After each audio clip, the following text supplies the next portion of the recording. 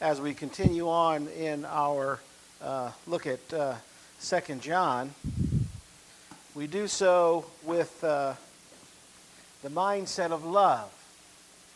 That's what he talked about last week.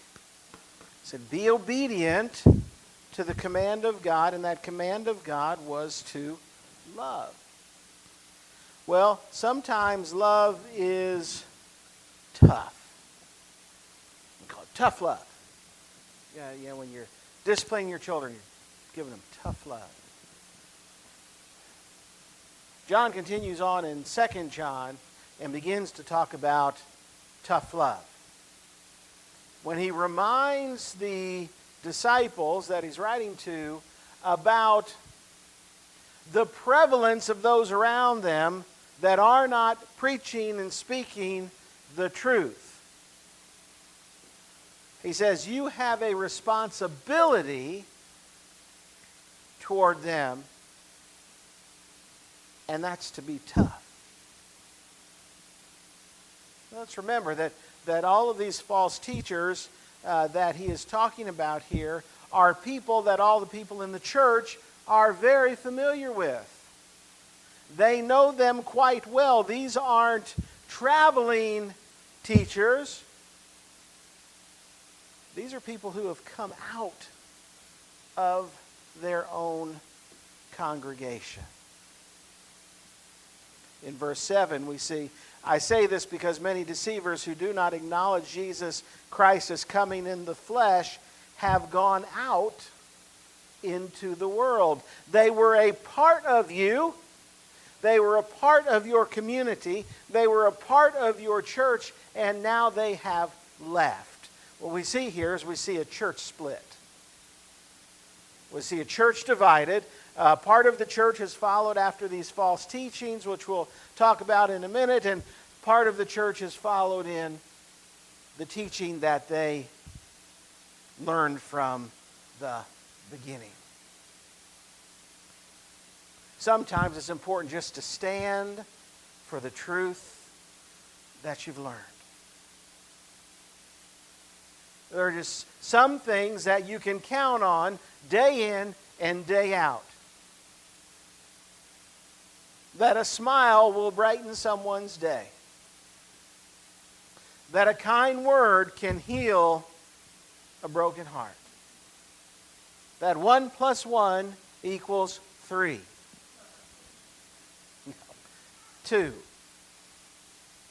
And in the church, the gospel, the teaching about Christ in particular, because that's where the false teaching has developed here, okay, is that Jesus is in fact the Son of God.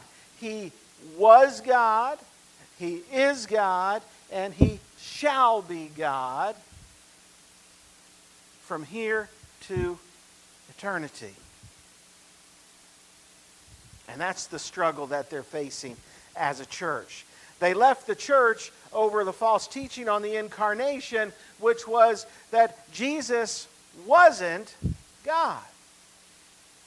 Now, what's the incarnation? The incarnation is a simple theological teaching that Jesus was pre-existent. He has always been. He was God when He came as man and remains God to this day. Fully human, fully divine. That is a teaching that the church had from the very beginning, and that is the dividing point here among this congregation. The false teaching was, and we just mentioned this last week, part of the Gnostic teaching was that Jesus was man only. He was a human being, born of woman, and at some point, God picked Him out and placed upon Him His Spirit. Now, that's very common understanding, especially in Old Testament Judaism. The prophets. If you go back and you read about the prophets, the Spirit of God rested on the prophets. That's how they were able to proclaim prophetically about the things that God was teaching them. The Gnostics are saying that's what Jesus was. The Spirit of God, or the divinity of God, simply rested on Him, God filled him with this hidden truth. He shared that hidden truth with his disciples.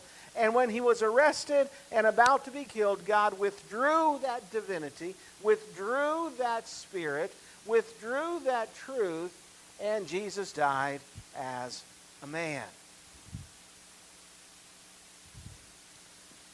Well, John says in verse 9, the first part of verse 9, anyone who runs ahead and does not continue in the teaching of Christ does not have God. He says these false teachers are not believers. They have taken the truth and they have layered on it and added to it and taken away and created something totally different. And what they're proclaiming to you is absolutely not the truth, and they are not believers.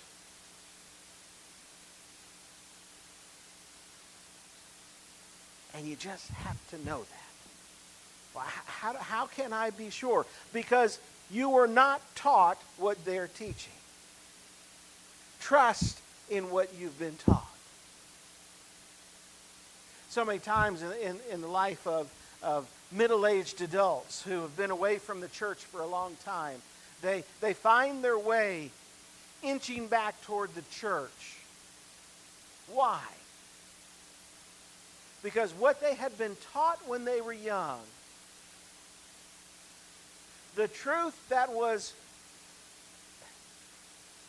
laid into their spirit begins to bubble up. And God begins to whisper in their hearts. Says, you've tried the big job and all the money. Were you happy? Happy's relative, but no, inside I really wasn't fulfilled. You had the fancy car, didn't you? And a really nice car, really big house. Kids went to the best schools, but were you happy? No, that was stressful. You know, I'd have to park way out at the end of the parking lot where no one would dent my car, and I always had to worry about the extra additional premiums for the sports car and the insurance and the tuition. My gosh, who pays $10,000 a year for a kindergartner? The marriage, you thought that would be it, didn't you? The woman of your dreams, the love of your life. She's old now, isn't she? And what you really thought it would be when you were 22? No, definitely not. He said, what were you taught when you were young? To love the Lord God with all your heart, with all your soul, with all your mind, and to love your neighbor as yourself. God says, when you think about that, how do you feel? I feel good. It resonates as true in my soul. It speaks truth to my heart. God says, go find it again. See, there are these teachings and truths that we've learned when we were young that God continues to call us back to time and time and time again over the course of our lives. But not only does God call us to these truths, the world continues to call us to these lies time and time and time again. Well, this sports car isn't making you happier. Well, there's one that costs $10,000 more. That one will do it. Your neighbor just bought a bigger house than yours. Sell yours and buy a bigger house than theirs. That'll do it. Your wife just doesn't make you happy anymore. Throw her to the side and find a new one. That'll do it. And so many people follow in those lies. Say, well, John, that doesn't make sense. You know, they're talking about theological discrepancies here. All right, well, let's talk about theological discrepancies. Everybody get out your checkbook and write a check personally to me for $10,000 right now. Okay? I don't see any checkbooks coming out. No, this is theological, okay?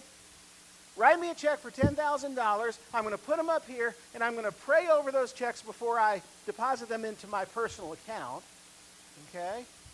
And I'm going to promise you that God is going to bless you beyond compare.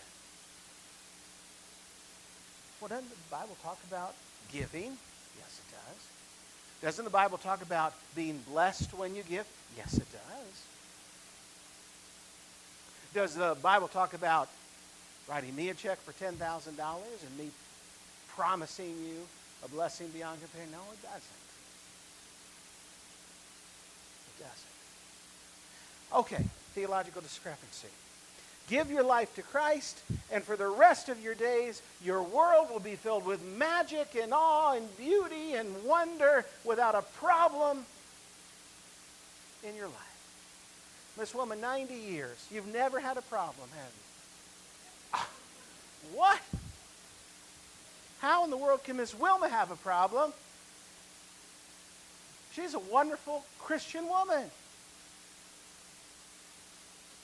But doesn't the Scripture say that if we give our lives to Christ, everything's going to be great? Yeah, in a sense, it does.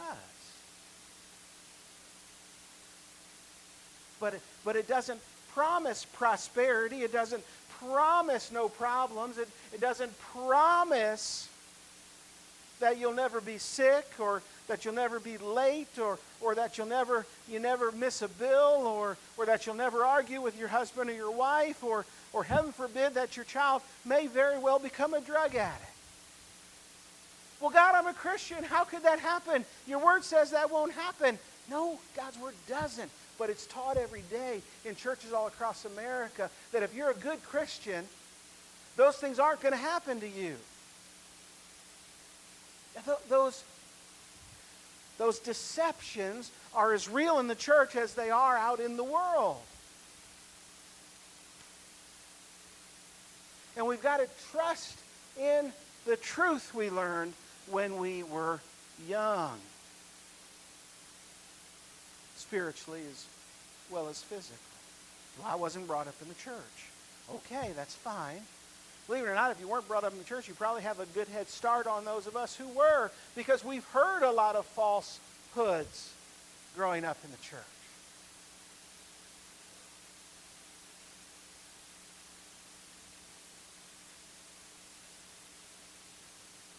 There is deception all around us, and deception is not of God.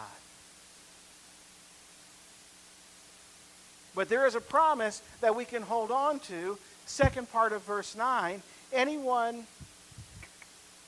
whoever continues in the teaching has both the Father and the Son. If you hold on to what you know in your heart is true, if you trust what you've been taught, if you stand on the fact that, in fact, in this case, against the heretical teaching of the Gnostics, that in this case Jesus is and was and will be incarnate. He was in the beginning. He will be in the end as we know it. And he always has been. If you stand on that truth, which is at this moment impacting this church, you have God. If you believe that Jesus is who he said he was, you are a Christian. So we've got these two camps. We've got the deceiver's lot and the believer's lot. Well, along with the lot of the believer, there comes responsibilities. We go up to verse 8 where he says, "Watch out that you do not lose what you have worked for, but that you may be rewarded fully."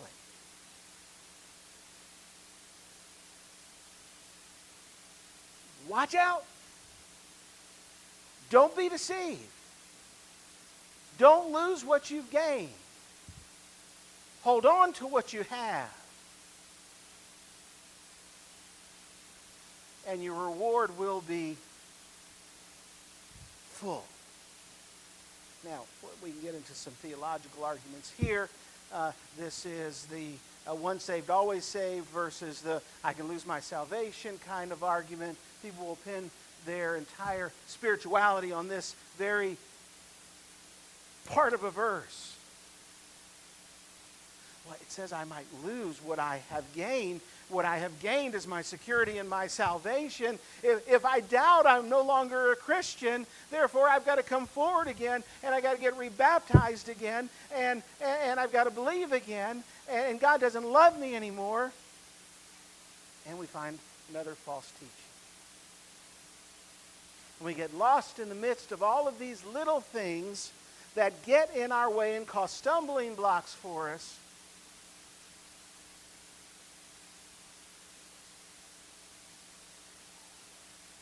When we simply need to hold on to the truth.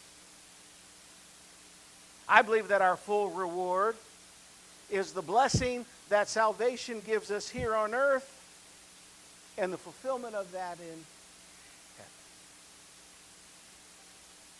That I can deal with a child who is an alcoholic or a drug addict. That I can deal with a difficult marriage or a spouse who's cheated on me. That I can deal with a child who has autism or who has attention deficit disorder. That I can deal with a handicapped individual in my family, because God will give me the strength to endure through the most difficult times in life and to persevere simply because He loves me. He will not take away those burdens, but He will give me the strength to walk through those burdens by His side. I think that's the fullness of our reward here on earth, is that we can find hope in the midst of the most difficult situations. And that hope can be completed in eternity. So we have spiritual responsibility to not get sucked into the false teachings, but we also have a temporal responsibility to make sure that we don't, even not by believing, but by passive behavior, perpetuate those false teachings. We can look at verse 10. If anyone comes to you and does not bring this teaching that they're talking about here is on the incarnation, okay? Do not take them into your house or welcome them. What he's saying, not only do you have to hold on to the truth and the fullness of your reward therein, but you have to stand against these false teachers. Tradition was, if someone came to you and said, I am a purveyor of the gospel, you had a responsibility to take them into your home, into your church, feed them and care for them and let them teach. And what John is saying here is there are certain people you're not going to do that for. If you know that they're not teaching the truth, you do not have a responsibility to have to take them in. If you take them in, you are perpetuating their falsehood, even if you don't believe it. This is where that tough love comes in. They were taught to love and to give and to open their homes and to open their church. But he's saying there are times where you just don't do that. There are times where you just have to say no. Out of love for you and for myself and for the community of faith that is so important to me, I will not let you be in my home, and I will not let you teach in my church. Because what you are teaching is wrong.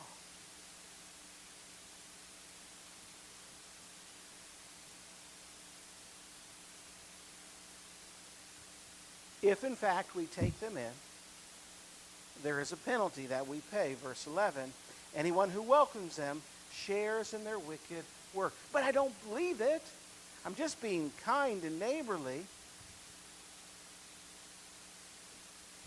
If you accept them in, you share in their deceit, you perpetuate their work, and you legitimize their effort. Now, these are spiritual false teachers, but these are also worldly false teachers.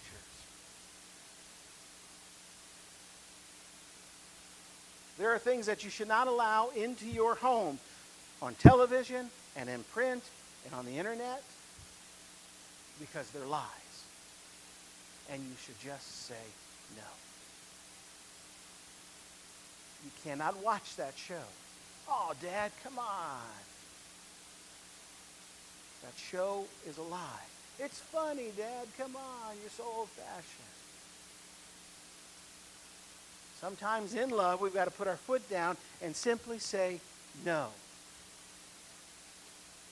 You are my responsibility. You are my child. I love you very much. You may not go to that concert. You cannot watch that television show.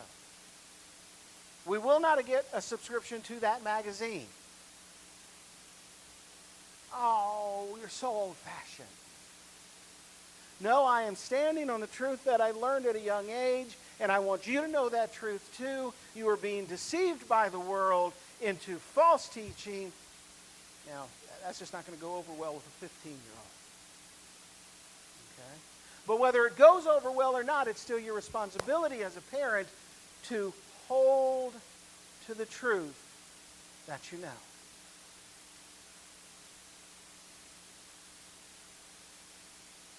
Because it is only the truth that can set you free. And we don't want to be a part of their deceit. We don't want to perpetuate their effort. And we don't want to legitimize their lies. Well, that sort of narrows my possibilities of Saturday night television watching, doesn't it? It sure does. So maybe turn the TV off on Saturday night and play a game of Monopoly or Clue or Hearts or go for a walk with the dog or have a conversation with your wife or your husband or take the kids out for ice cream. You don't have to let that in.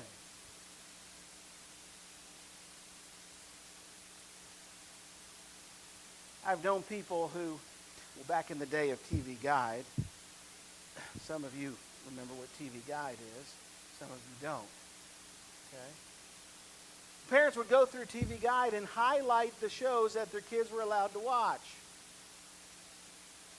If it wasn't highlighted, it didn't go on. Because the parents took the responsibility of parenting seriously.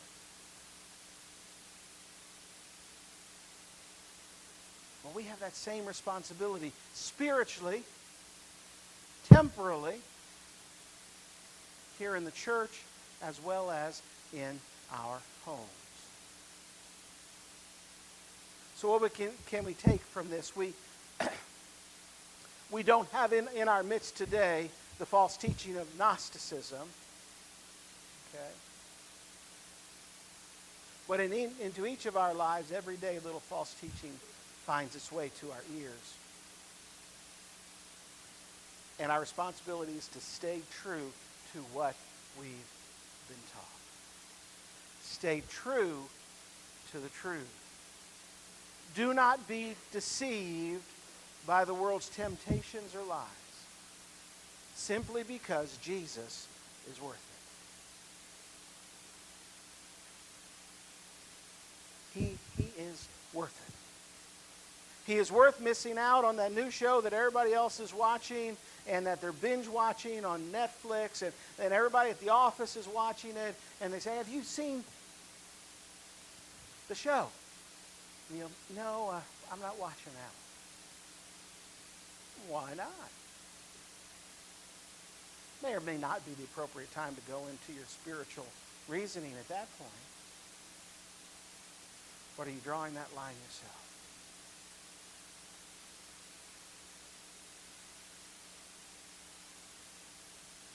Hold on to the truth. At times that is tough to do. As he started out the letter, he says, your command is to love. And in so loving, serve one master. And that master should be